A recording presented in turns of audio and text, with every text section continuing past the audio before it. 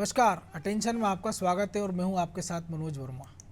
चुनावी साल में रूठे नेताओं को मनाने और उन्हें संगठन में लाने का दौर शुरू हो गया है।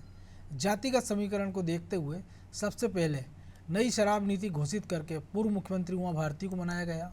उसके बाद उनके खासम खास प्रीतम लोधी की संगठन में वापसी हुई और अब पूर्व वित्त मंत्री जयंत मलैया के बेटे सिद्धार्थ को घर वापस लाया गया है। ऐसे बहुत से नेता हैं जिन्हें पार्टी ने पहले कारण बताओ नोटिस दिया था या किसी कारण से वो पार्टी से नाराज थे। अब उन सारे नेताओं का पुनर्वास किया जा रहा है। जिलाध्यक्षों की पिछले दिन हुई बैठक में भी पार्टी नेतृत्व ने साफ निर्देश दिया है कि जो रूठे हैं उन्हें हर कीमत पर मनाएं, फिर भी न माने तो साइड लाइन कर दें। क्या चुनावी साल में उन नेताओं को भी पार्टी मौका देगी जो सिंधिया के आने के बाद उपेक्षित महसूस कर रहे हैं? और जिन नेताओं की घर वापसी हो रही है उन्हें पार्टी क्या भूमिका देने वाली है, ये जानेंगे, लेकिन पहले देखिए रिपोर्ट।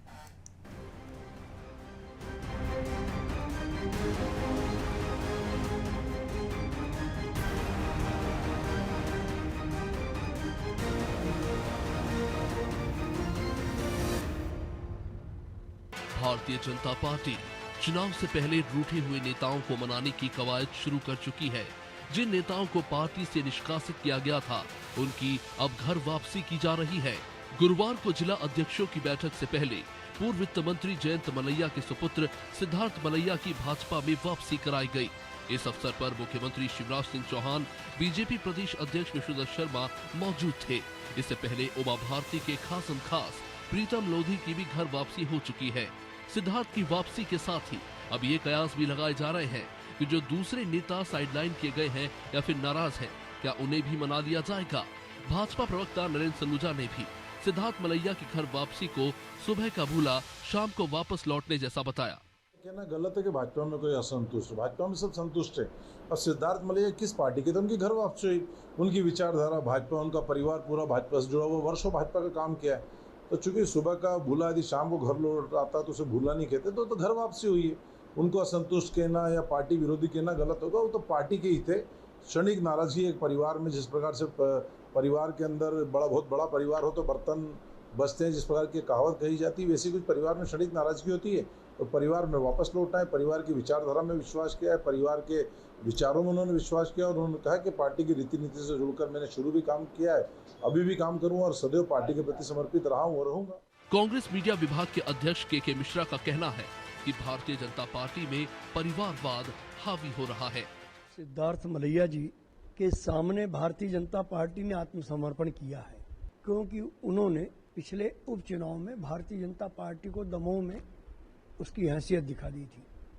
और जिस तरह भारतीय जनता पार्टी में परिवारवाद हावी हो रहा है, भले ही वो बात परिवारवाद के खिलाफ कांग्रेस के मामले में करती हो, मगर कर्नाटका में कितने नेताओं के बच्चों को टिकट दिया है भाजपा ने, वही श्रृंखला मध्य प्रदेश में लागू होने वाली है। भारतीय जनता पार्टी का सिद्धांतों से कोई वास्ता नहीं है, यह ऐसे निर्णय साबित कर रहे हैं। दमोह के विधायक और कांग्रेस नेता अजय टंडन ने कहा है कि सिद्धार्थ मलैया की घर वापसी में क्या एग्रीमेंट है।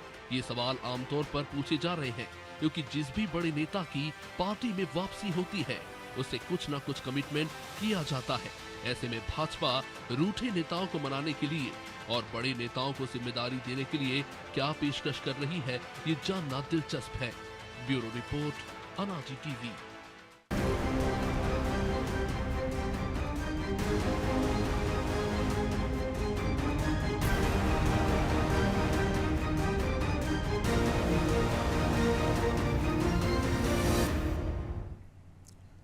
तो इसी मुद्दे पर चर्चा करने के लिए हमारे साथ जुड़ गए हैं वरिष्ठ पत्रकार दिनेश गुप्ता जी और हमारे सहयोगी ब्रजेश चौक से। बहुत स्वागत है आपका गुप्ता जी अनादि टीवी में। तो सबसे पहले कि चुनावी साल है, तो ये घर वापसी का दौर अब जो शुरू हो गया, तो टिकट वितरण तक चलेगा। हो सकता है कि कई टिकट जब बढ़ जाएंगे उसके बाद भी आवाजाही उछल कूद चलती रहेगी। तो जिन नेताओं की वापसी हो रही है तो उनका कुछ भविष्य दिख रहा है अभी? अगर भाजपा के तौर पर बात करें कि ठीक है, अगर आप घर वापस आ गए हो तो पार्टी आपको कोई महत्वपूर्ण जिम्मेदारी दे देगी या आपको उनमें से कुछ को टिकट भी दे दिया जाए विधानसभा में।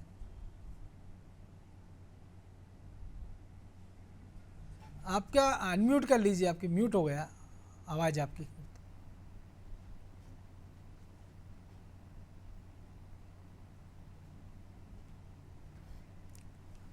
आवाज़ नहीं आ पा रही आपकी दिनेश जी। चलिए ब्रजेश जी, यही सवाल आपसे कि क्या उम्मीद देख रहे हैं आप? देखिए मनोज जी, जैसे जैसे चुनाव आते हैं, नज़दीक आते हैं, हम देखते हैं घर वापसी का और घर से बाहर जाने का सिलसिला शुरू हो जाता है।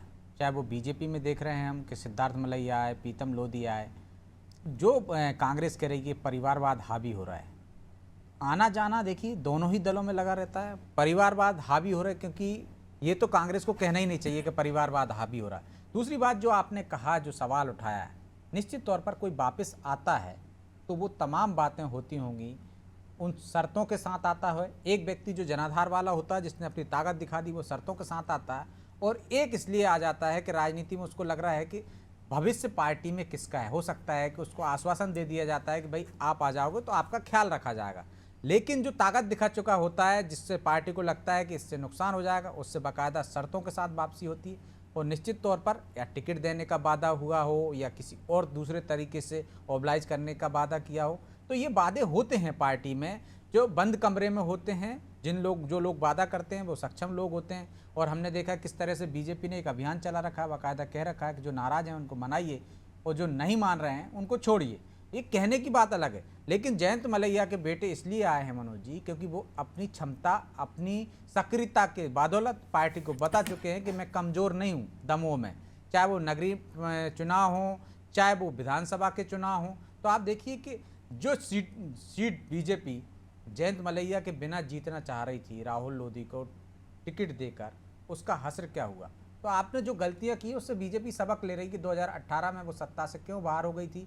उन गलतियों से सबक लेते हुए उन तमाम लोगों को जो थोड़ा भी नुकसान पहुंचा सकते हैं, उनकी घर वापसी कराने का सिलसिला शुरू हो गया। और ये सिलसिला हम आगे भी देखेंगे। और जब टिकट वितरण हो जाएगा तो आप देखिए कि जिन लोगों को टिकट नहीं मिलेगा तो नाराजगी का एक दौर चलेगा, उनको मनाने की बात होगी। लेकिन जो लोग नाराज होकर चले भी जाएंगे तो उस पर भी वो उस समय बहुत ज़्यादा बड़ा संकट बन जाते हैं।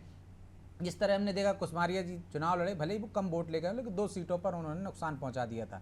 तो ये जो डैमेज कंट्रोल की बात है, अभी आप घर वापसी लेकर आ रहे हैं, घर वापसी करा रहे हैं, अच्छी बात है कि आप पुरानी गलतियों से सबक ले रहे हैं, लेकिन आगे कोई नाराज होकर ना जाए, इस पर भी फोकस करना होगा। क्योंकि निश्चित तौर पर आप टिकट तो एक को ही दे सकते हो, दावेदार बहुत हैं, और जब आपका कुटुंब परिवार बहुत बड़ा हो गया हो, सबसे बड़ी पार्टी हो, तो आपके यहाँ कतार लंबी है कांग्रेस की तुलना में। कांग्रेस को तो कई जगह से टिकट देने के लिए उम्मीदवार दूसरे दलों से आकर आपको बुलाकर देना पड़ते हैं। और ये सिलसिला हमने देखा है बीजेपी में भी होता है कि कई बार आपको लगता है कि आपकी पार्टी का उम्मीदवार है जो टिकट मांग रहा है वो कमज़ोर है, तो आप दूसरे दल से, चाहे वो हमने देखा है पिछली बार समाजवादी पार्टी के नेता को टिकट दे दिया आपने, कांग्रेस से आए उन लोगों को भी टिकट दे दिया। तो बीजेपी में जो सिर फुटबॉल चलेगी, मुझे लगता है वो ज़्यादा गंभीर है और पार्टी उस पर अभी से विचार कर रही है और उसकी लिए रणनीति बनाकर काम कर रही है कि कोई नाराज होगा तो किस तरह से उससे मनाया जा सके। पिछली बार की तरह नहीं है कि कोई नाराज हो गया तो उसको जाने दीजिए, क्योंकि वो बहुत नुकसान पहुंचा चुका है। तो ये जो सबक लिया 2018 के बाद, वो ज़्यादा मायने रखता है और किस तरह से पार्टी आगे बढ़ती है ये देखने की बात होगी। बिल्कुल।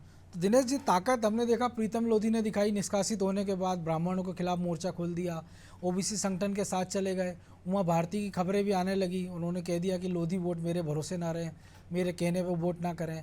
और जयंत मलैया के बेटे सिद्धार्थ ने भी नगरीय निकाय में भी ताकत दिखाई और जो उपचुनाव हुआ था उसमें हार का ठीक रहा, तो खैर मलैया और उनके बेटे जयंत मलैया और सिद्धार्थ मलैया पर फोड़ा गया था।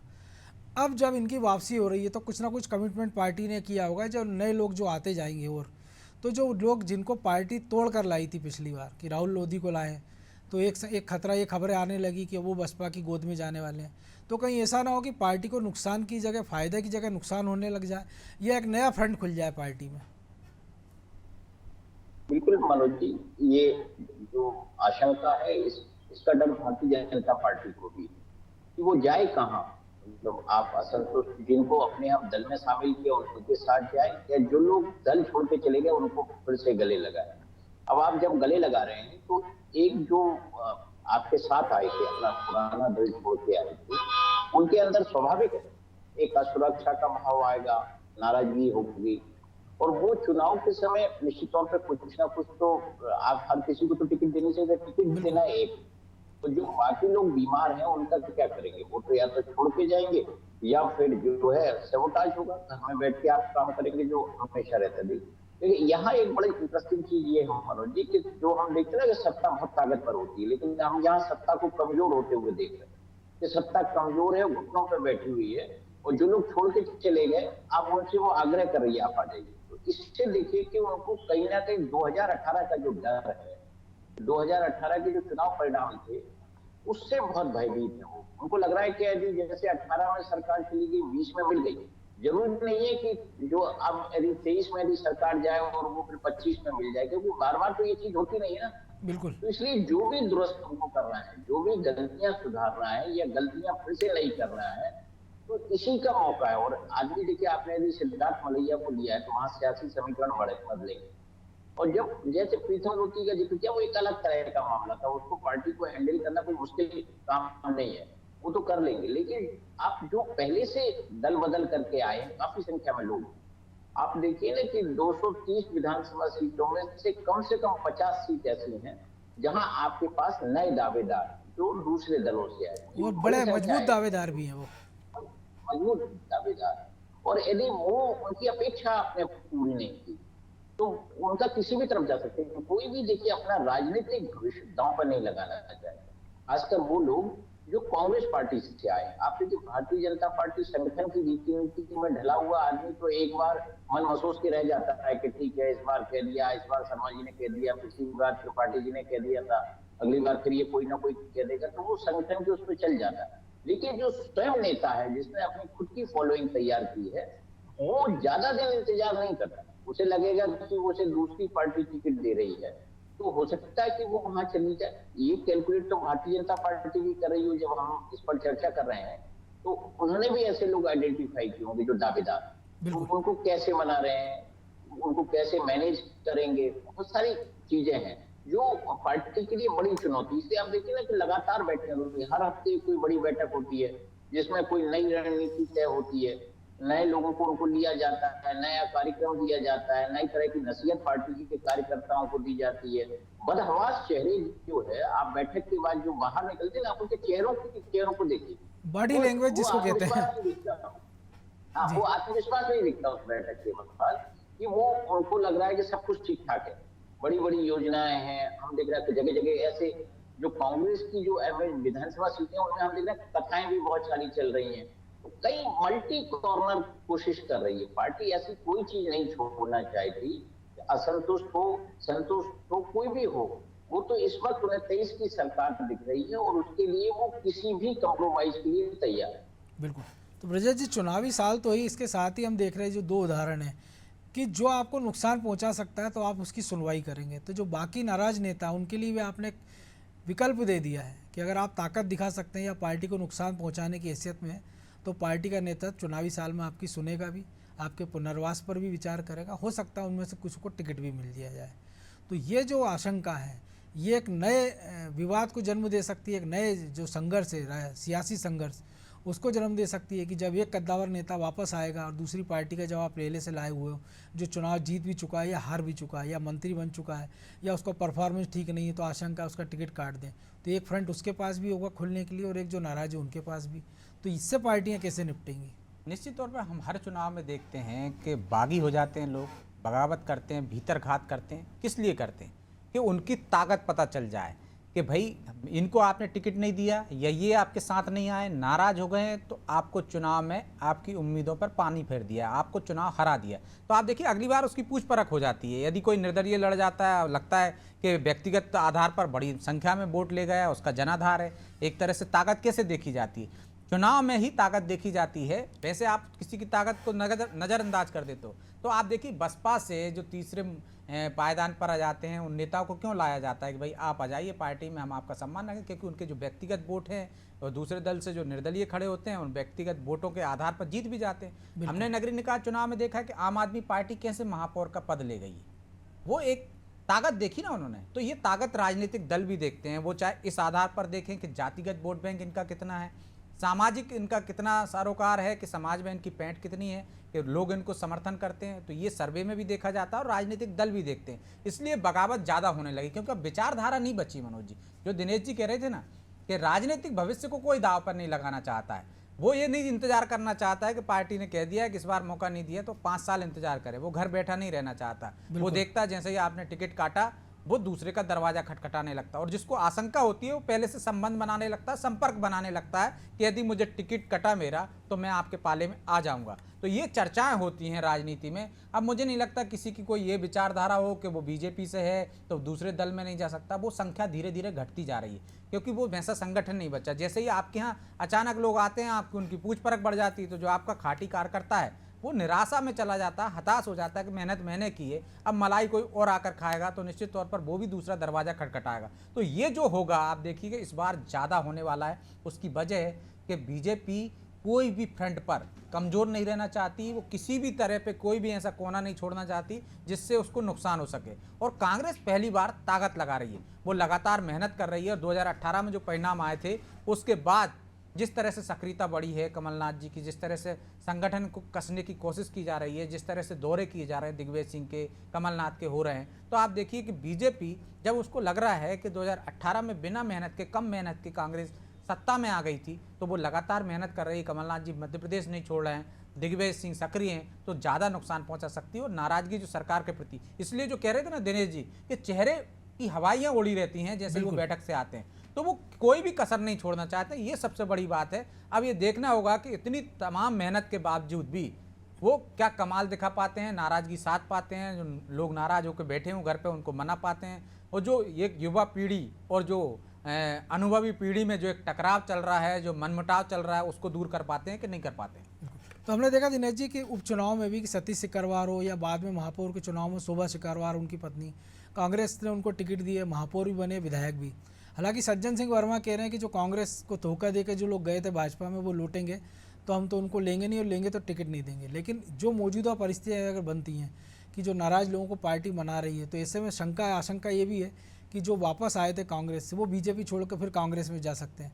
तो कांग्रेस के लिए तो मुफीद स्थितियाँ होंगी, तो ऐसे में तो वो चाहेंगे नहीं कि इनको टिकट ना दिया जाए, बल्कि तो फ़ायदा उठाने का प्रयास करेंगे। और गोविंद सिंह पहले कह ही चुके हैं कि ऐसे लोग भी संपर्क कर रहे हैं जो कह रहे हैं कि एक माहौल बना रहे हैं कि वो गलती हो गई है हमसे, यदि हम भूलवश में चले गए हैं या कुछ नादानी में चले गए हैं। तो एक तरह से दोनों फ्रंट पर काम कर रही है कांग्रेस।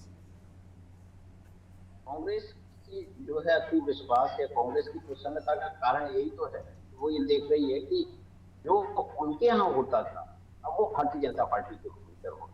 आप देखो 2020 के जो उपचुनाव थे विधानसभा के, उसमें जिन विधानसभा सीटों पर इक्वेशन बदला था, चाहे सुमावली में बदला हो या सतीश सिकरवार की सीट पर बदला हो, आप बताइए कि एडल सिंह कंसाना क्या करेंगे? कॉम्प्रोमाइज करेंगे, वो टिकट नहीं मांगेंगे, ठीक है अजब सिंह कुशवाहा ठीक है, अजब सिंह कुशवाहा फिर से भारतीय जनता पार्टी में आ जाएंगे, या सतीश सिकरवार तो भारतीय जनता पार्टी में वापस जाएंगे नहीं।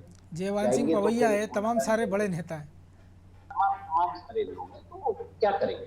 ऐसी जो संख्या है वो बहुत ज्यादा है।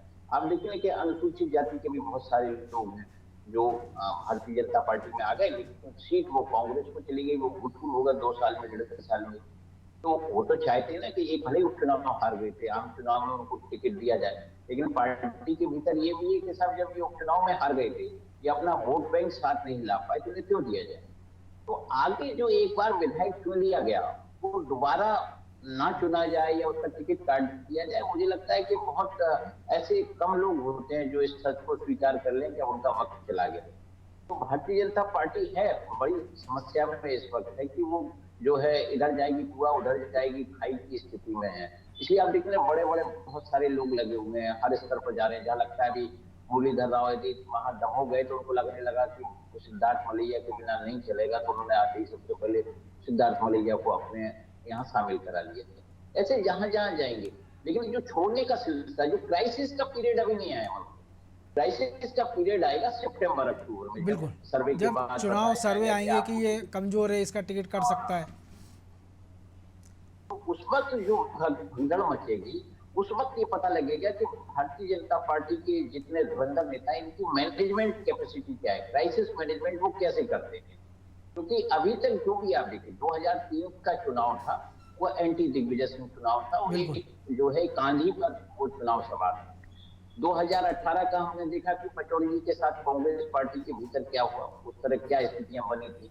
उन्होंने अपने लोगों को टिकट देने के लिए क्या क्या जतन किया उनकी, कहते हैं ना कि रूस के लिए तो उन्होंने कुल बिगाड़ लिया। यदि वो यदि मान लेते दूसरे नेताओं की तो सरकार बन जाती। 13 में भूरिया जी को लेकर कांग्रेस एक मत नहीं हुई तो वो निपट गया। 18 केवल एक जो बेंचमार्क आप मानिए 18 को, 2018 का चुनाव कांग्रेस के लिए उम्मीद है और भारतीय जनता पार्टी के लिए वही भय का कारण है, क्योंकि वो परिस्थितियां बड़ी सामान्य परिस्थितियां थी। इस वक्त कांग्रेस पार्टी के भीतर कोई भी कितना भी प्रचार कर रहा हो, लेकिन तलवारें नहीं निकली हुई हैं कि हम जो है इसकी गर्दन काट देंगे। जो जैसा कांग्रेस जिस बात के लिए जो है कुख्यात है ना, कुख्यात है। कि हर आदमी अपने ताल ठोकता है, हाँ ताल ठोकता है कि आज हम अखाड़े में देखते हैं अब तुम कैसे जीतते हो। तो वैसी स्थिति कांग्रेस के साथ नहीं है, क्योंकि कांग्रेसी भी कहीं ये मान रहे हैं कि इस बार यदि हम हार गए, इस बार यदि सरकार नहीं आई, तो फिर हमें उत्तर प्रदेश होने से कोई नहीं बचा सकेगा, फिर वो कभी सत्ता में नहीं आ पाएंगे और मध्य प्रदेश एक पार्टी व्यवस्था की ओर चला जाएगा। ये जानते हैं आप। जो लोग देखिए अब धीरे धीरे सब शांत होने लगे, एक आध कोई बयान देते हैं फिर सुर्खियों में आ जाते हैं, फिर वो चुपचाप बैठ जाते हैं। तो कांग्रेस पार्टी जो है इत्मीनान से उन लोगों का इंतजार कर रही है जो उनको जिताते रहे, उनको सीट देते रहे कि वो भारतीय जनता पार्टी में उनकी स्थिति क्या होगी। ऐसी 20-25 सीटें हैं जो उन्होंने आइडेंटिफाई की है। अब देखिए दिग्विजय सिंह जी भी कहीं ना कहीं बिल्कुल उसी तैयारी से 66 सीटों पर उन्होंने टारगेट किया जी। बिल्कुल। तो तो ये घर जो स्थिति है, ये जो स्थिति जो बनी हुई है, वो डर ये भी है कि कांग्रेस चुपचाप अपना काम कर रही है। वो पता नहीं क्या करिश्मा करने वाली, ये शंका तो है भारतीय जनता पार्टी को। बिल्कुल, तो घर वापसी दोनों के लिए उम्मीद वाली भी और आशंका वाली भी है, लेकिन अब समय की कमी इसलिए चर्चा को ही विराम देना होगा। बहुत धन्यवाद दिनेश जी आपका। तो निश्चित तौर पर बीजेपी ने घर वापसी का अभियान शुरू कर दिया और कांग्रेस भी मौके की तलाश में है। 66 सीटें उन्होंने आइडेंटिफाई की और कुछ ऐसे नेताओं पर भी उनकी नज़र है जो बीजेपी से नाराज़ चल रहे हैं या जिनको उनको लगता है कि उन्हें आगे वाले चुनाव में टिकट कट सकता है, क्योंकि जिस गुजरात फार्मूले की बात चल रही थी उसके आगे बढ़ के अब कर्नाटक फार्मूला भी आ गया। तो जाहिर सी बात है कि दोनों दल वेट एंड वॉच की स्थिति में हैं और कोई भी कोर कसर छोड़ना नहीं चाहते। लेकिन अभी के इक्वेशन और 2023 के आसपास जब हम पहुँचेंगे, जब चुनाव का वक्त होगा, तब की सिचुएशन में बहुत अंतर होगा, उस पर भी हमारी नज़र होगी। अटेंशन में आज इतना ही, मुझे दीजिए इजाज़त और आप देखते रहिए अनादि टीवी। नमस्कार।